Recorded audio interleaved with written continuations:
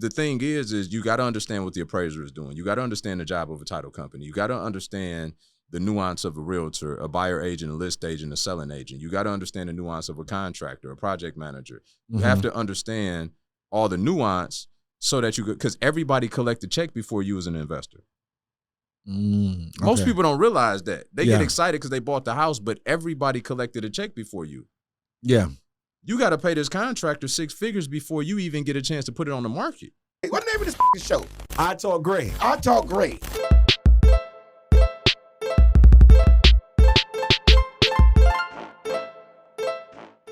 Are you a business owner, entrepreneur, entertainer, and you got a story to tell? You want to get your brand out there to the world? Well, you reached the right place. Let's set up an exclusive interview between me and you, I Talk Gray, and we're going to go ahead and get your brand out there to the world. But here what you do. Go ahead and send me an email with the words Gray at italkgraymedia@gmail.com. See you soon. Y'all already know what it is. It's Mr. Williams with the I Talk Gray podcast, where we talk about the gray areas of business and life because it's never just black and white. I got a heavy hitter in the building. How you doing, brother? I'm good, champ. How you feeling? Brian Addison. I'm doing awesome, man. Got to go ahead and give you your praise. You know what I'm saying? My man. All right. It's good to have you up in here, man. Hey, I'm good to be here, bro. No, of course. Where you coming from? From Orlando. Really? Yeah. We got in town yesterday, brought my wife down so we could celebrate her for Mother's Day. So okay, shout out to all the mothers. Yeah. All right. I love that, man. You know what I'm saying? Black love. We'll go ahead and clap that up. Yes, sir. All right. How long you been together? I've been together since 2001. So 20 plus. We've been married almost 17 in October. What? Yeah. Oh, no. We got to clap that up, man. Black love in the building. How you make it happen? Because, according to, the media, the black man going towards, the snow bunnies. So I'm just going to tell you this way. Mm-hmm. I wouldn't be the man I am or in this position in life if it wasn't for my wife. All right. She literally done been with me through every iteration of my life. You know what I'm saying? Okay. We met it when I was 17. I was looking at her for the 10-year felony.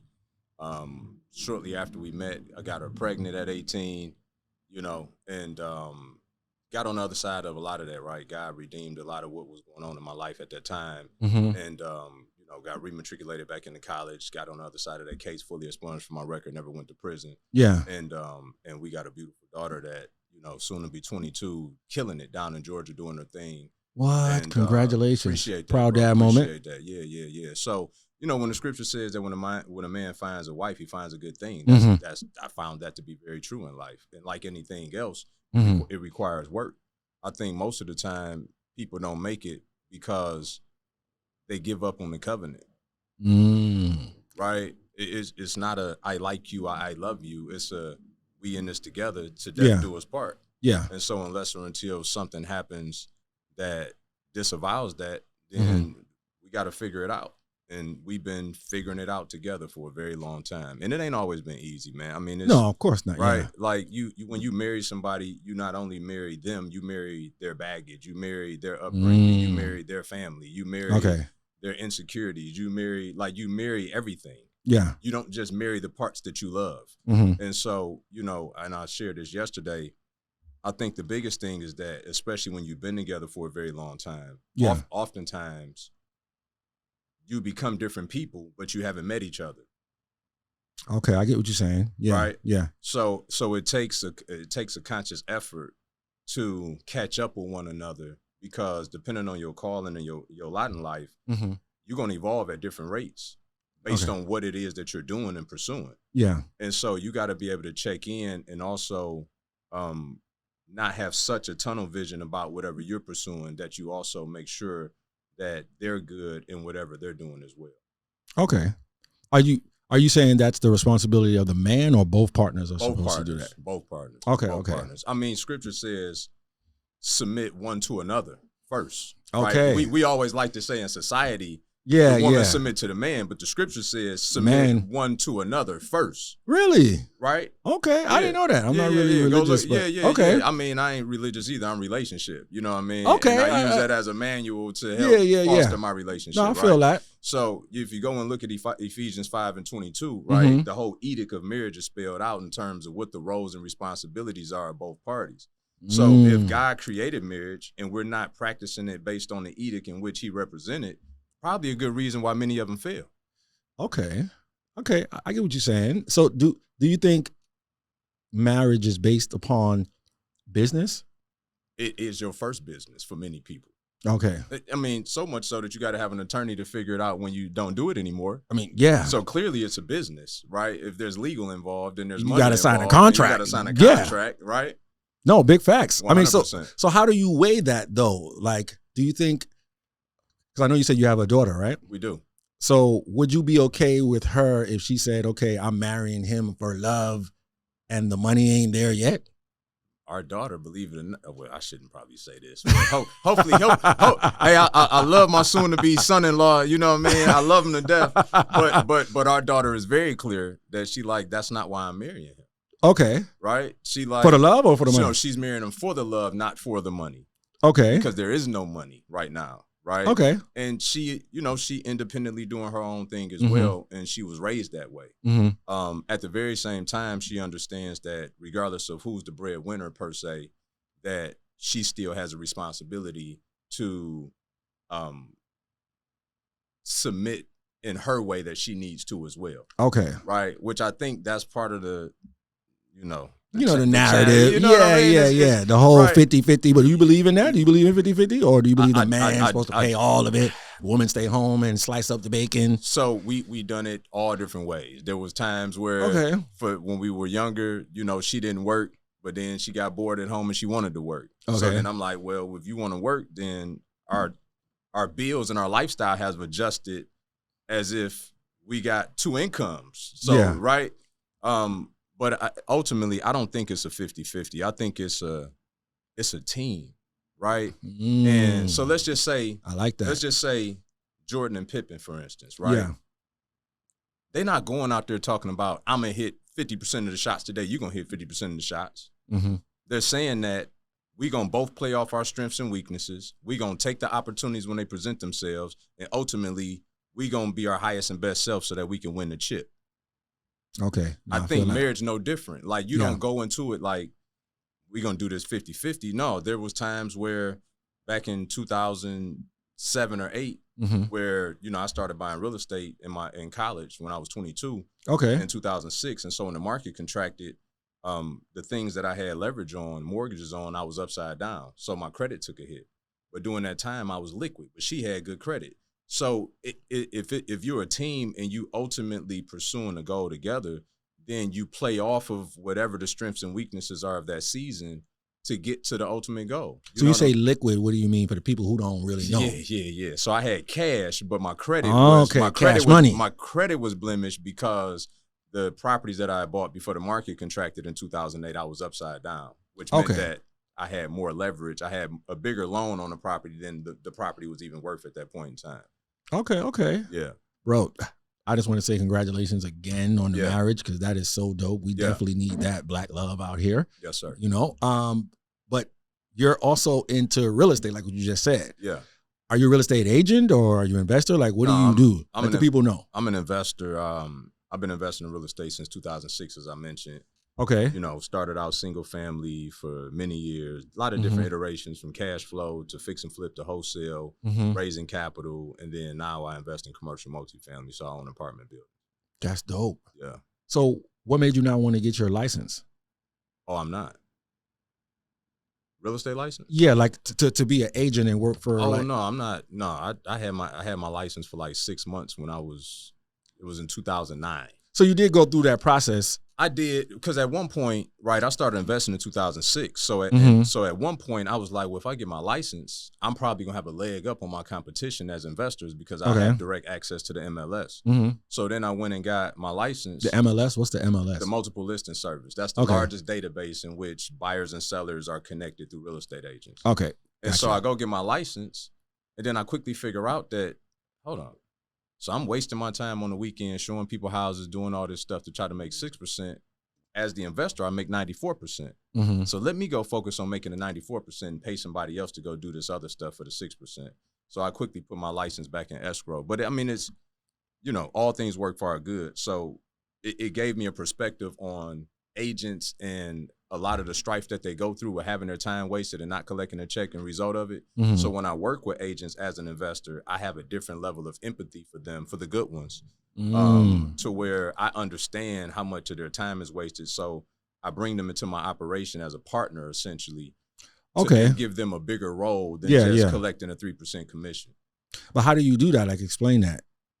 Well, I mean, so there's different dynamics to what I do as an investor. Okay. Okay, so part of which may require I need a project manager in a particular area that I'm investing. Okay. So that realtor could then double as a project manager and collect another fee in addition to what they would get just from their basic commission. Right. Okay. There may be another time where I'm buying deals off market, but because they participated and helped me with getting the comps for the deal, which are comparable sales, this is how you evaluate what a property is worth Okay. before you buy it. Yeah. Because they participated in helping me with evaluating the deal, I would still pay them a non-traditional commission outside of the transaction. Because technically, because I'm buying a deal off market and it's not on a multiple listing service, there's no way for them to collect a commission, yet they did some work to help me out. Is that legal for them to do that? Yeah, absolutely. I thought you always got to break off the broker. If it's a property that's sold on market. Oh, right. If it's on the MLS, they have to. But if they do it through you, 100%. so this is another way that realtors can make money, like with investors outside. Wow, I hope y'all are writing it down. Could be. So how do you come up with what they're deserved, like their percentage, like their fee? How you come up with that? Every deal is different. You know, just evaluating the margins and seeing what makes sense and what's fair and equitable, right? I think for many of them, again, they do so much work that they don't collect a check on. They just happy that somebody even acknowledged them in the vein of saying, I want to look out for you because you're looking out for me. Yeah, yeah. Right? It's people that have them go do 20, 30 properties, go through the evaluation process, not saying that somebody had to buy them, but in the event that they didn't, they still got time, gas, resources, all types of things that went into it, and the ultimate was that they never collected a check in result of it. Wow. Okay. You know what I mean? Yeah. So you say you started off with single family homes first? I did. So what made you choose that versus like multifamily? Because I didn't know nothing else. Okay. I kind of defaulted into the business. So 2006, I had just gotten back into college, and because I had flunked out initially, and then I went back. And what you was going to college for? Who knew at one point? But eventually, industrial engineering is what I ended up going to get. Okay. Ultimately. Was that like a dream of yours, or your parents forced you to go do that? Not even close. I mean, so one, I had a full ride academic scholarship to college. Really? Right? But when I caught that case my senior year in high school, I got up there and I wasn't focused. Right, my freedom was in jeopardy. So, what kind of case though? Can you talk about it, or? I mean, it was possession with the intent to distribute. Yeah. Okay. Yeah. Okay, so you was learning business, unofficially. Definitely learned business unofficially. Yeah. And the stakes were much higher as we talking about. Yeah, right? big facts. But yeah, by God's grace, like I said, I got on the other side of that, fully expunged from my record, never went to prison. But congratulations on that, man. Yes, sir. But during that time, I also was transitioning to college. So when I got up there, I was distracted. I didn't know what was going on with that case. It took like 9 months for it to finally unravel. And so when I went back to school, though, by this time, now we've had our daughter, and we all went back up to college as a family. And, so I had a different level of focus. I'm like, okay, I got to do something that makes sense. What gave you that focus? Was it your wife? Was it church? Was it your dad? How'd you get that focus?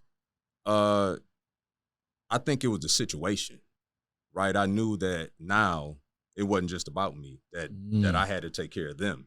Okay. And so, you go from having a 0.0 when you left to then getting a 4.0 when you get back. What changed, right? Facts. The focus, right? Yeah. Clearly, it wasn't a matter of a lack of intellect. It was a lack of focus. Because when I went up there initially, it was by default because that was the next transition in life. When I went back after the fact, I knew clearly what I needed to be doing because when she got pregnant, I ended up going to work some job at the plant for like $10, $11 an hour at 18, 19 to make sure that she had health care to have a baby as well as for us to be able to have an apartment. Okay. Right. I'm 18 at the time. Yeah. You were trying to hold it down. Yeah, 100%. you know, but after doing that and working in that sweat box for 60, 70 hours a week, while Yeah. my homeboys coming over grabbing my clothes to go out to parties. Yeah, yeah, right? yeah. And I got to get up at 4:30 in the morning to go do another 12. Damn. She looked at me one day and was like, we need to go back to school. Did you know that there are over 70 billion in unclaimed funds in America that haven't been paid out? Myself and hundreds of individuals are making money in this industry by simply helping people file claims for funds that are rightfully owed to them. If you want to learn more about how you can get started getting 15 to 30% just by helping people recover funds, check out the free training. I'm looking forward to helping you out. Okay. So I had a couple different vehicles at that time. I remember I sold them to my cousins because I'm like, I can't take all these cars. We was up north, like in the sticks, you know what I mean? And I'm from Detroit originally, by the way. So Okay, so you're from up north. I'm All from, right. Yeah, I'm from Detroit. So Look like you live from like West Coast a little bit. See the Yeah. tats, you know. Okay. Yeah. yeah. I'm, you know, internationally known, locally accepted. I You know. know what I'm saying? Facts. So yeah, so when I went back, like I said, I just had a different level of focus, Mm-hmm. and I wanted to do something. I thought engineering sounded smart, and so that's why Okay. I pursued it. To be honest, Yeah. yeah. Did you finish it all the way, or? Oh yeah, no, graduated summa cum laude. You know all that. That's dope, man. Yeah. So you know, got out of college, Mm-hmm. and then went into corporate America. Was operations manager for a plastics company. Did that for about 10 years. And Okay, so you do have experience in the 9 to 5. I do. Okay. Yeah. I mean, I tell people all the time that your 9 to 5 should be your first business partner, Mm. right? If you Okay. if you don't look at it from that perspective, then you are soon to be in a rat race for the rest of your life. Period. Okay, like break that down. Like, how did you come to that type of mindset while you were there? Well, because I'm selling my life for wages. Mm-hmm. So while I'm here, I got to capitalize on other things that could benefit me outside, because I know that this money is not going to retire me. Correct. So while I was at corporate America, for instance, I was leveraging my 401k. So once I figured out that when they said that you shouldn't take money out your 401k because you get penalized, when I figured out I was paying me back with that penalty, and I'm the one that's working and contributing to it anyway, Yeah. it's game on, right? Facts. I've never been afraid of being an independent thinker and moving outside the line. So we invested in a startup company during that time. We invested in education, real estate education, coaching. Okay. Invested in real estate itself. So I was always keeping loans out on my 401k while I was at work, right? Yeah, while the company was matching me, but I'm still contributing, and I'm also selling my most precious asset, which is time, Yeah. for this money. And so I need to make sure I'm getting the highest and best yield on it and not rely on Prudential Financial to tell me that. Okay. No, that's dope, man, because, you know, you have some people, they just caught up in the survival of the 9 to 5. So they're not really thinking of how to truly capitalize on that time. Absolutely. So who introduced you to the whole real estate play? So it was a guy, 20 years my senior. Mm-hmm. I don't even know how we met no more. Like, it's so crazy. But he was 20 years my senior, and this was 2006. He was like, look, I got these buyers who I'm flipping these houses to, but they don't have the liquidity. Back to that word again, right? So he was like, they qualify on paper, but they don't have the liquidity. So he said, if you want to gift them the down payment, then when I flip them the house, I give you a return on your investment. And so that's what I did. I started leveraging my refund checks in college, and basically was a de facto private lender to help them cover their down payment. And then that's how I got started in the business. What? Yeah. But how'd you know to trust that? Or you was just like, yo, F it, I'm just going to take the risk? Bro, I've been putting my life on the line prior to that. You know what I'm saying? So like these kind of risks made sense to me because they were the first legitimate risks that still gave me the type of capacity and earnings that I was looking to make in a legitimate fashion, right? So yeah, it was a no-brainer to me. Okay. Yeah. So you got into that. So how did everything go when it came to you getting your first property? Like, walk us through that. Yeah. So I'm sitting here and I'm covering the down payment for these people, and I'm like, well, how are they buying these properties? Right. And so stated income loans, which was part of the catalyst to why we had the market contraction in 2008. Yeah. Which literally meant you go to these banking institutions or secondary market lenders and fill out an application and state your income. Literally, no verification, no nothing. Yeah. They give you a loan if the deal made sense. Okay. So I'm like, I'm in college. I could state my income. So that's what I did. I bought 2 rental properties on stated income And then in 2007, we ended up building a house from the ground up. Yeah, Okay. yeah, that part. So we stated income. Yeah. We built a $300,000 house. So when we graduated college, we moved into a new construction home, 2,500 square feet, 4-bed, 3-bath, our That's starter dope. home. You know what I'm Okay. saying? So do you recommend that versus like getting a normal home? So we've built 2 homes. I like the idea of building your own home, Okay. particularly because everything is new, is fresh. Yeah. You got a lot of input on the front end as to what you want. Although I've renovated properties for a living, I can't wrap my head around living in a property while renovating it. I don't know how people do it. That would drive me crazy to have people in my space like that Yeah. while I'm living. So it always isn't just made more sense for us to build it, stay wherever we stay. So then when it's done, we just move in. No, facts. Yeah. I guess, everything you see on social media, you gotta sacrifice. You gotta, do without, buy something that needs work. You know what I mean? Like the whole rehabbing thing. You didn't get caught up in that, I see. Not at all. And it was funny because I was making a living rehabbing properties, but I never thought to rehab one for us to live in. I just always looked at it like, let's go find one we want to build. Wow, that's dope. Yeah. I saw something that you put on your page about, you could teach people how to invest remotely. Mm-hmm. How you do that? Yeah. So since 2018 now, we've had an international mentorship program. We got students in Denmark, Japan, Afghanistan, all throughout the states. What? And, Hold on. Let's go ahead and clap it up for that. That's dope, man. Congratulations. Yeah, appreciate it, man. All of my businesses have been birthed out of my own necessity and pain. Honestly, Okay. Right. So this being one of them, because we moved from Detroit to Orlando in December of 2010, Mm-hmm. I had to learn how to invest outside of my market. And particularly because in Orlando, as I'm sure in South Florida, it's such a draw, right? To where things happen abnormally in our marketplace because people are buying for more intrinsic reasons as opposed to actual reasons. Yeah. Okay. It's a difference between intrinsic value and actual value, right? So people can push the market because intrinsically they want to be here so bad they're willing to overpay for something that they shouldn't. So those are bad real estate fundamentals. But because people do that, it messes up the marketplace for investors. Okay. To where then margins become slimmer and slimmer. Okay. So for me, I identified Detroit as a market that I wanted to invest in.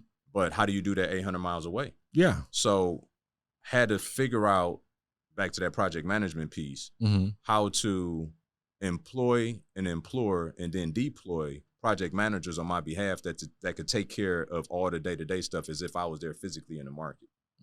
After doing that, then they can now run the contractors, the projects, the draws, to meet with the appraiser. They can do everything and replicate your efforts in the market, Yeah. which then allows you to focus on 2 highest and best uses for any investor, which is raising more capital, analyzing more deals. So with 10 to 12 hours a week, our students been able to build multiple 6-figure, even 7-figure businesses by being able to delegate all the day-to-day to a project manager and other team members so that they can focus on whatever they need to focus on from afar. So we literally, 80% of the deals that we buy them without ever seeing them. Wow. Now, that doesn't mean people on the ground don't see them on our behalf, right? Yeah. So the premise. But how do you, sorry, I don't mean to cut you. Go ahead. How do you know who to trust? Like if you're not there? That's a great question. Because I hear a lot of real estate agents, like I was talking to a real estate agent the other day, she worked with Grant Cardone. And she was like, yeah, all these gurus out here say they, get your property out of state. That's cap. And that's BS. So, she was saying she only suggests you get a property if you're literally like right down the street from it. Yeah. So let me ask you a question. Well, let me first say this, then I'm going to ask you a question. Proximity doesn't protect you. The process protects you. Okay. So if you have a property that's eight blocks away from you, call it even 8 doors away from where you live. You hire a contractor. You get a contractor 20, 30, 50% down per what they always request. They're going to request one of those numbers, 20, 30, or 50% down. You got a $100,000 project. You get that contractor $50,000 down to get started on this $100,000 project. Come to find out, contractor buy prostitutes and gamble on the weekend. Contractor stop answering your phone. They done ran off with the 50. Do you think said contractor, because it's 8 doors away, is any more incentivized to answer your phone when they took the $50,000 from you?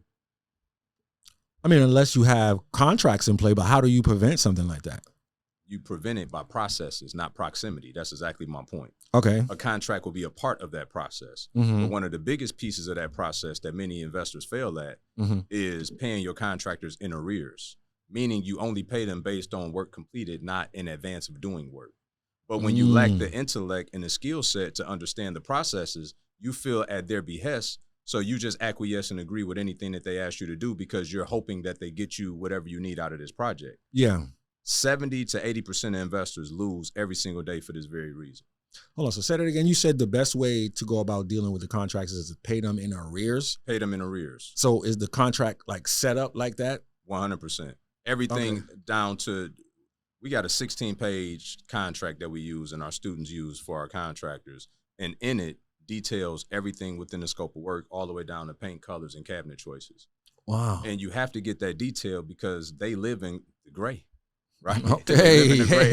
Man, know what he talking about. Yeah. But how? Okay. So who coached you? I paid for mentorship. From who? Not Jay Morrison. Don't start. don't have me out. Nah. Don't have me out. Don't have me out. I believed in the brother. Yeah. You know what I'm saying? I met him one time down here at South Beach. Yeah. You know, I'm not no real estate guru. Right, you know what I mean? Which is right. why you here. Yeah. But he ain't really looking too good out in the streets. Especially with that fund, you know what I mean? The Tulsa fund, I think I gave like $20. You know what I'm saying? Try to help a brother out. So, yeah, you know, it's sticky out here with this okay, coaching so stuff. let's talk about that for a second, right? And this Okay. this ain't No, this ain't no shade to the brother. No, not at all, right? And this ain't even no defense to Jay. Maybe a little, sorry. I'll let you handle that part, all right? But this is what I'm getting at. Why is it that our community, Mm-hmm. because like you just said, you threw him 20 to help a brother out. Yeah. Why is it that our community look to help a brother out? I mean, and when I he say was that, raising capital. And when I say that, this is what I mean, though. Mm-hmm. So our whole modus operandi as a culture is Hold on. The brother, you sure you ain't go to law school? Hey, man, listen. The man said memorandi. Hold on, say that again. What'd you say? Modus operandi. Modus operandi. Our way of doing things, right? Okay. Our way of doing things, our mode of doing things Mm-hmm. is that we always want to support our people. And I'm not against that, but here's my issue with it.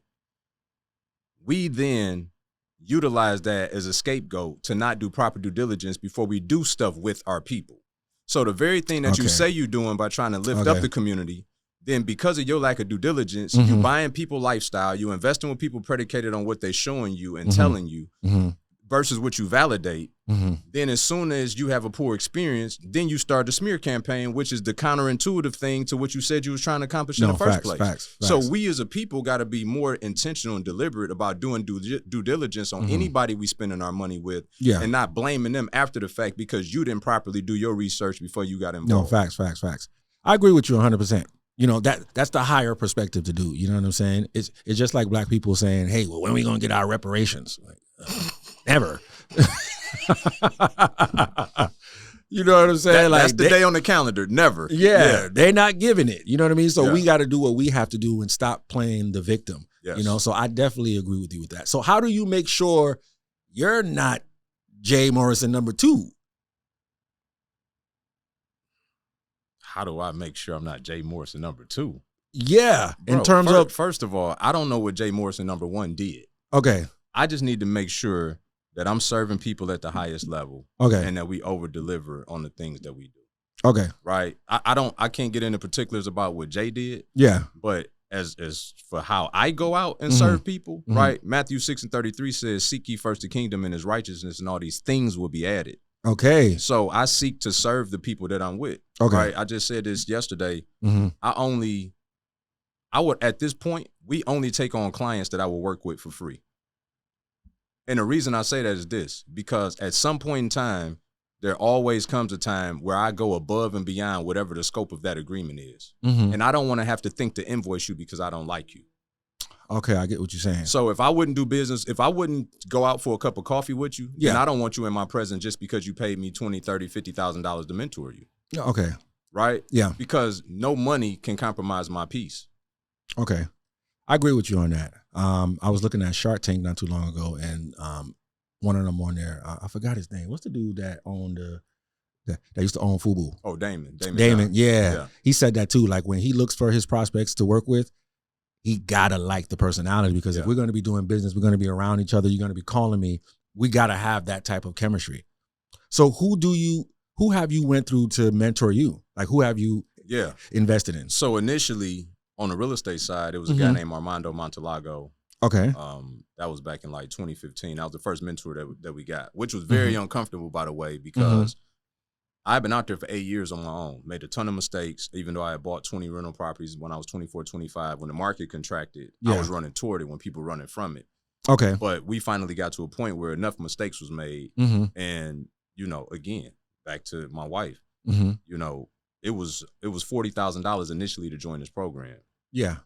Well, we had some of the liquidity, but not all of it.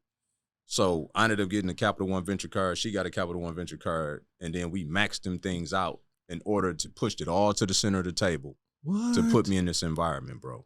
This is what I'm talking about. And, it was upsell. So we ended up spending like over $60,000 on this first mentor. Yeah. But although it put us in a tight situation financially, Mm-hmm. your income would directly trail your skill set. So by getting this new skill set, like the income has no ceiling to it anymore. Yeah. And that's the part I think people miss when it comes down to investing yourself, particularly because I don't think it's never about people wondering if it's going to work. They always insecure of whether or not they're going to do the work. It's That really man dropping it's bars. really an internal conversation that they don't want to have. Yeah. Right? Big facts. And so I knew I was going to do the work. There's no way I'm going to let my wife, myself, we're going to push it all to the center of the table, and I'm not going to come out of this thing figuring it out. You're not gonna see it all the way through. And so, so that was like my first mentor that opened my eyes and got me into a community of people that I was looking for that I wouldn't otherwise find in my normal walk of life. Yeah. You gotta- Where were you at though financially that said, you know what, that made you say, hey, I want to go to a higher height? Like where were you at, like number wise? I think because I had already bought 20 rental properties, right? And back then, during the market contraction, I could get properties, $2,500 to $20,000 that I could end up renting out for $750 a month, et cetera. So, but what happened was I got to a point where I was cash strapped.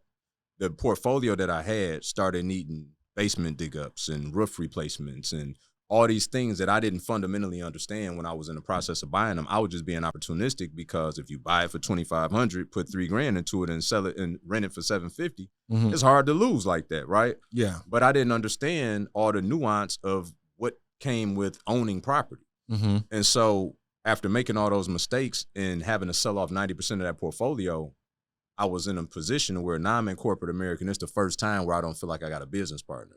It's the first time where I feel like I got a job. Okay. Because I couldn't see what was next. Yeah. And because when I went to work from college, I was already investing in real estate. So work was my side hustle as far as I was concerned, right? That was just the thing I did because I didn't understand fully what was going on in the market. Hold on. Y'all just hear what this man said? The man said work was his side hustle. Yeah. That's crazy. Yeah. Okay, sorry, I mean to cut you. No. But that's the way I viewed it, though. I'm like, I do real estate and I work on the side. You know what I'm saying? Yeah. Okay. But at this juncture, after I didn't know what happened and I had to sell off 90% of that portfolio, I felt stuck. I felt the wall starting to close in on me. So I'm like, I got to make a move. And one of those infomercials found me late one night. And they're very strategic with that. Oh, like, hell yeah. 2 a.m. Why don't you own real estate? Exactly. Why don't you own a duplex? Exactly. Right. Sitting on the couch drinking, pressed 2 a.m. trying to figure it out. And thank God that I did. And but yeah, that was the first mentor. Shout out to my man Mike Ely, helped me out on the commercial multifamily and hotel side. And Myron Golden is one of my business coaches as well. Really? Yeah. What? Yeah. Yo, he's the GOAT. Yeah, for sure. I ain't never seen nobody break stuff down. Yeah. Especially biblical principles. Yeah. The way this man do. 100%. He different, bro. Yeah. He different. He like, I be looking at him like, man, why this man wasn't my pops? Yeah. You know what I'm saying? Like just the type of wisdom that he has. Yeah. It's like on another level. For sure. But Sure. okay, so Are you still in his program now, or? So I did a year, and then I took some time off. I Mhm. probably would go back in. But yeah, I did a year. I got 3 awards the first year being in this program, and How much did it cost you to be a part of his program? at that time it was $55,000. Okay. Yeah. So do you feel like you've gotten something out of it that changed you? 20x that. I mean, financially, no brainer. Mhm. And in addition to that, just the evolution, right? Mhm. You Mhm. talk a lot about the be do have concept, right? Yeah. And who I become in result of who I further become in result of being in his ecosystem and around him is unmatched. Wow. Yeah. Yeah, no, I ain't gonna lie, bro. I was just watching him before I came here. Yeah. He's somebody that I watch probably like every single day. Yeah. So what are some things you do to help like your mental health? Because I know real estate, you know, I ain't gonna front even for me. I've tried to get into it. I mean, I'm in it, but not at the level where you at. Mm-hmm. So how do you deal with the ups and downs? You know, you kind of first of all, you know, I have a really good relationship with God, right? Okay. And I put a lot of intentionality into that relationship. So that would be, I would say, my foundation. In addition to that, I also surround myself, like my friend group, bro. I mean, I got a rich friend group. Some actually and some figuratively, but I'm talking about rich in terms of the quality of people. And Okay. I think that that's paramount if you want to build anything large in life. You that try. you gotta have the right kind of people around you. People that you can be your most vulnerable, open, honest, transparent self with, Mm-hmm. so that they can help you where you at, Yeah. as opposed to them you perceiving that things are different than what they are because you're not truly getting the help that you need. Yeah. Right. And so I have a lot of people around me that make far more deposits than withdrawals. That's important. Damn. Right. That Yeah. in and of itself helps me to stay in a better mindset, because when these people are showing up, they dropping stuff in as they coming by instead of pulling stuff out all the time. Mm. Right. So those would be the foundational pieces to me. And then in addition to that, you know, it's like any other thing. Like boxers, they get hit just as much as they hit. Yeah. Well, why is it that they would do that 50 times in a career? Mm-hmm. They develop a muscle for it. Yeah. So same is true in the rhythm of real estate investing. Like, yeah, you're going to take your licks, but you kind of develop a callus and a muscle for that as well, and understanding that this is just an inherent part of me having the success that I actually want. Okay. Yeah. I get what you're saying. So how do you deal with the uncertainties that come with the game, though? Well, you control what you can control, and like I always say, we control the inputs, God control the outputs. Mm-hmm. My responsibility is to do my very best to prepare myself for the opportunities prepared for me. That's my responsibility. Okay. And so I can look at data, I can look at trends, I can look at all of those things. But at some point I got to pull the trigger. Yeah. You know, and the thing that I just never can feel at the end result of however the outcome is negligent. Mm-hmm. If you go out there and you don't get educated to the level in which you should, then you're gambling. It's a difference between taking a risk and gambling. Okay.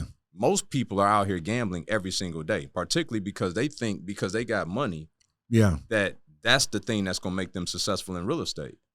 But it's not. Whatever you did to get that money to build up a couple $100,000 meant that you were proficient at something else that provided you that opportunity. So then if you take those funds and think that that's the goal, but not realizing that you got to go get proficient at the thing you're investing in, you're deploying your money like as if you're putting it on a Russian roulette table. Okay, I get what you're saying. So you're saying somebody that has a lot of money, they can't come and say, well, hey, yo, look, I'm going to work with you because you know what you're doing. Yeah. And I'm going to just shoot you this 50 bands and let you go ahead and do that. Well, have you done stuff like that? Oh, absolutely. I raised millions of dollars in those type of partnerships. Okay. I'm more speaking specifically to the individual who thinks that they got a couple $100,000 laying around liquid. Mm-hmm. They listened to a podcast or two, read a book, went to a seminar, and now they're going to go and deploy that money into the real estate market without ever getting any type of education about how that's supposed to happen.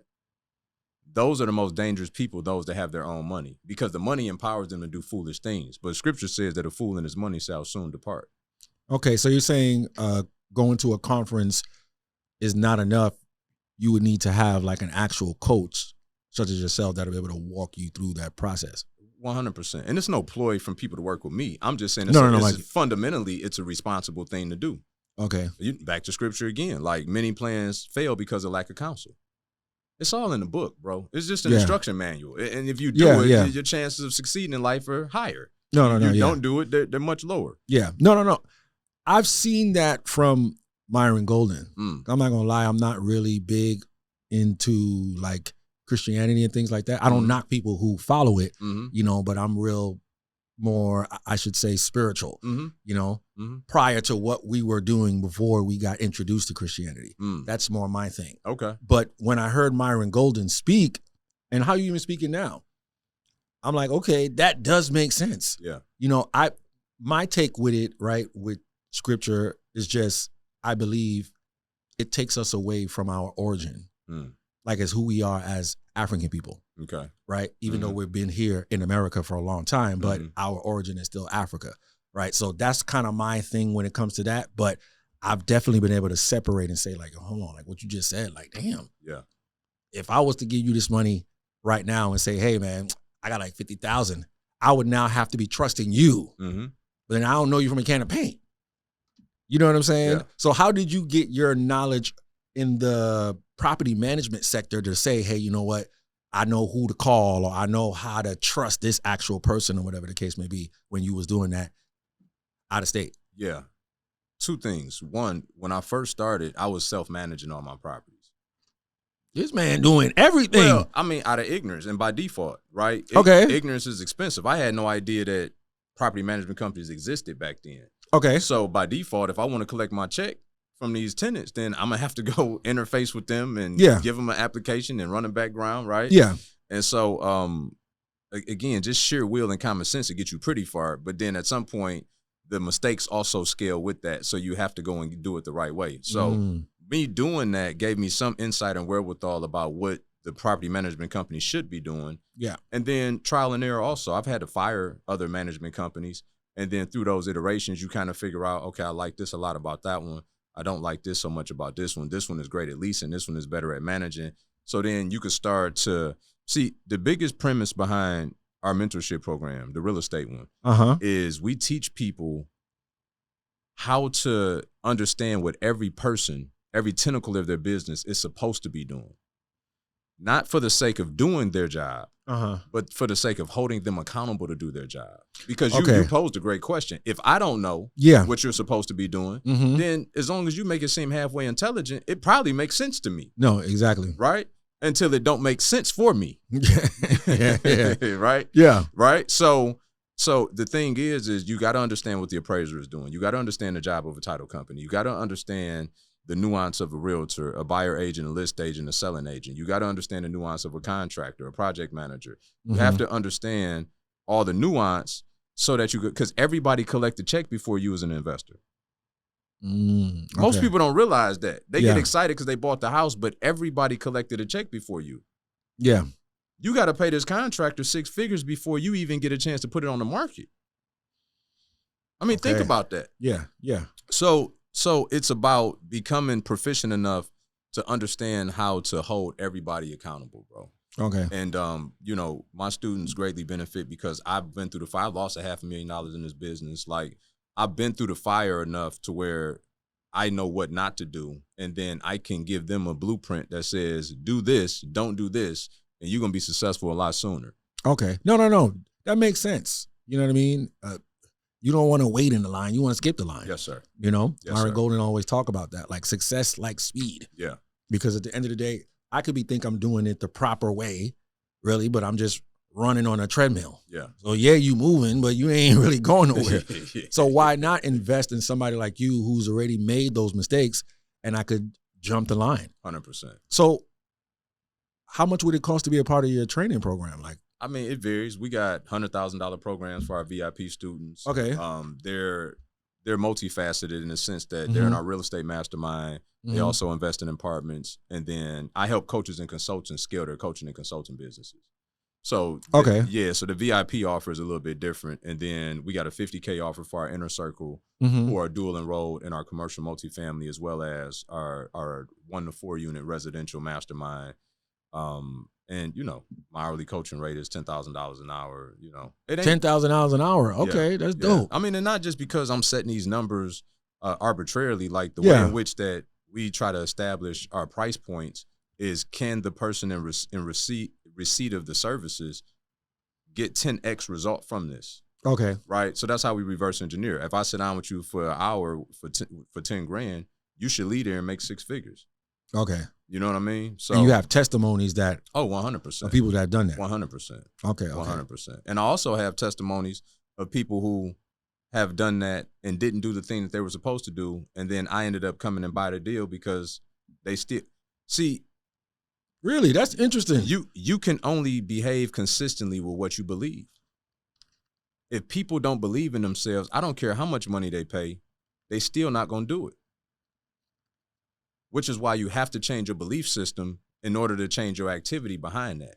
Okay. But do you gauge that before you go through the process with them? Are you able to detect who believes and who doesn't? It's an interview process before I work with anybody. Okay. And sometimes there's multiple steps to that interviewing process. Okay. Obviously, the whole purpose of mentorship is for you to then get in an environment and ecosystem where other people can help you to establish some new beliefs. Mm-hmm. So it's not that I'm looking at, are they already where they should be? Mm-hmm. I'm looking at the potential of where they can be. Mm. Right? Okay. Right? But in the case that I was referring to, it was somebody that worked for me that wanted to sit down with me, and they asked me, could I show them how to get into this apartment building? Mm-hmm. So I said, cool. Next time I'm in town, then we went to lunch and we sat there for 2 hours. I literally told them and showed them how to put together a multi-million-dollar apartment deal, showed them how to raise the capital. I gave them a lender for the debt, and on the back of a napkin, illustrated everything that they need to as we sat there and ate our Mediterranean lunch. On the back of a napkin. 2 weeks go by. Yeah. I'm back at home in Florida, and I'm looking at the at LoopNet, and I'm like, this deal sounds really familiar. So I screenshot it. I sent it to my man. I said, was this the deal we talked about at lunch? Mm-hmm. He said, oh, yeah. Oh, yeah? What you talking about? Oh, yeah. Like, why is it available? Why do I see it? Yeah. I talked myself out of it. Now, my hourly rate before that was $2,500 an hour. But after that, I said, there's no way I'm going to spend 2 hours with somebody, show them how to make $1 million plus play, and they talk themselves out of it. Mm-hmm. So at that point, my rate went up. Mm. Because if I would have invoiced him for 2 hours, Yeah. 10 grand a piece, Yeah. you think he would have been so easy to talk himself out of it? After I sat there and labored over showing him how to make a multiple $1 million play? Probably still. I think when you find people like that, it's a deeper rooted reason. It is, but it's harder when you have a tangible investment like that, though.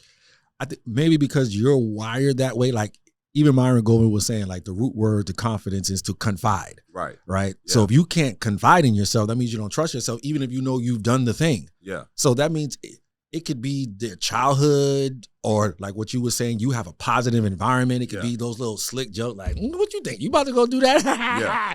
You know what I'm saying? Yeah. Because that's crazy. Yeah, it is. And I'm going to tell you, because I later found out about that particular person, Mm-hmm. 52-year-old man, had bought 30 properties prior to that. Hold on. It was a 52-year-old man? Yes. Had bought 30 properties prior to that. Okay. Okay. Who wanted to step up into multifamily, which is a different animal. Mm. Out of our relationship, I sit down with him, show him the whole play, how to do the deal with no money out of pocket. Okay. And he talked himself out of it. This is what I later figured out about my friend, is that he had never invested in himself.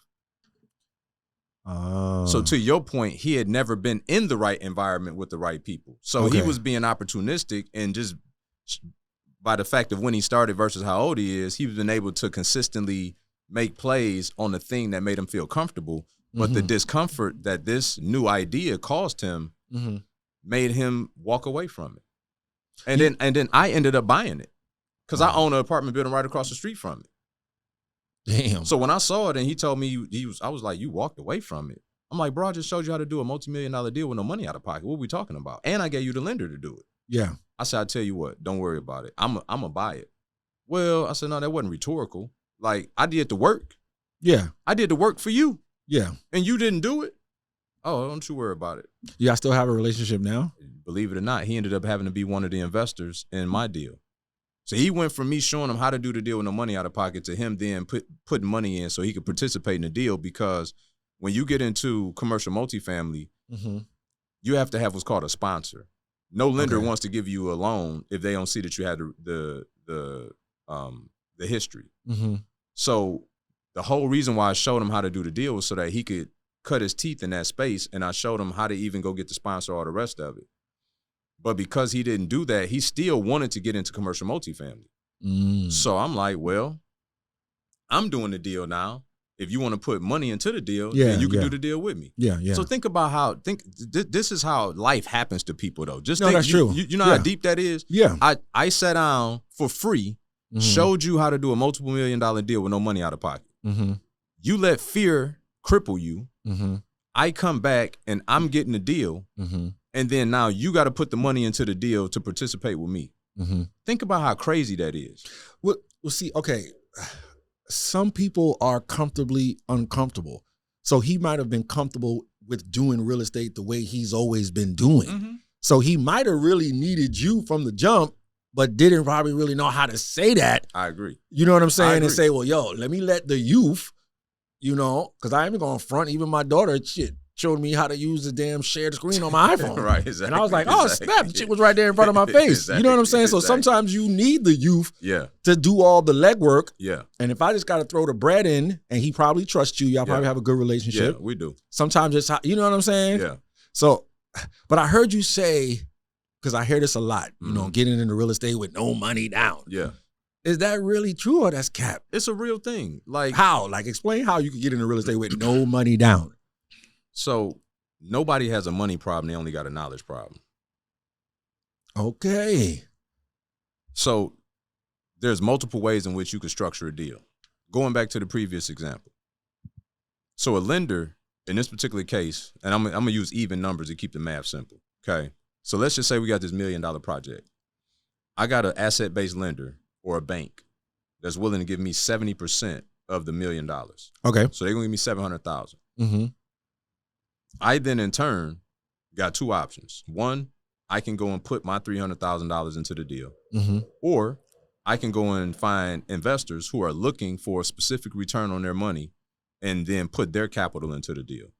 Okay. So if you take the bank money and you go and you have the skill to go get the private money, you put the two together and you just got all the money for the deal with no money out of pocket. Me and my students do 80% of our deals this way. Damn, I have to sign up to this class. Bro, This, there's always more money on the sidelines than there are viable operators and opportunities. mm-hmm. Our number one job as an investor is to become an expert. Because Okay. 97% of millionaires have what in their portfolio? Real estate? 100%. Yeah. But only 10% of those people, less than 10%, are active investors. So that means that if 97% of millionaires have real estate in their portfolio, but only 10% of them are active investors, Mm-hmm. then how do the other ones invest? Yeah. With other people. Because they so busy making their money in whatever arena that's made them successful that now they want to deploy their capital and have it working for them while they're not working for it. So if you can show up as the expert and show them how you can help them accomplish that goal, Mm-hmm. then they will much rather have you have the money with you than in the bank earning them 0%. Okay, I get what you're saying. Okay. So it's not that you don't need any money. Yeah. It's that you don't necessarily need your money. Man, dropping bars out the gate. Yo, we about to get you a part of the Drake and freaking Kendrick beef. Hey. I didn't know it was a beef. Really? Man, they've been beefing like for Man, like listen, 10 years listen, now. I'm an 80s baby. That ain't beef. I don't Yeah, know what- I don't know what that fact. is. That Yeah, ain't beef. yeah. I think it's a distraction, 1,000%. you know, because I'm like, 1,000%. It's what- even a distraction for them, honestly. yeah. Whether they realize it or not, you know what I mean? It's goofy. The whole thing is goofy. Like, I don't know. Drake was kind of riding though. Who you think winning though? I stopped listening after Drake clapped. I think Drake's second comeback, it was over. Like, I stopped listening. Yeah, I kind of did too. Because it's kind of goofy. Because where do we go from here, though? No, that's Seriously, true. like, That's true. You know what I'm saying? Like, I'm talking about your kids and Yeah. like, unless we gonna do something, Yeah, Drake what- House just got shot up the other day. That's what I'm. So what we doing, Yeah. right? It's just too much. No. I agree with you. What kind of music Can you you listening to? imagine though being at that level of financial success and you still coming and playing the mud? Okay, I could imagine it from a standpoint of somebody just getting money but not doing any personal development. You know what I'm saying? Because it's kind of like how you have a lot of these artists, they got all the millions in the world, but True. they still doing dumb-ish. True. Or you got some of them where they still dating down. You know what I'm saying? So it's like, yeah, you can have money, but you didn't do that internal and external personal development. You talking now? You know, Yeah. a lot of that is missing. Because I'll still be trying to look at it, but I'm like, okay, like even Ross, just my guy, but I'm like, bro, what Drake said is true. You pushing 50. So it's like, what? and I rocks with Ross, but you like 50.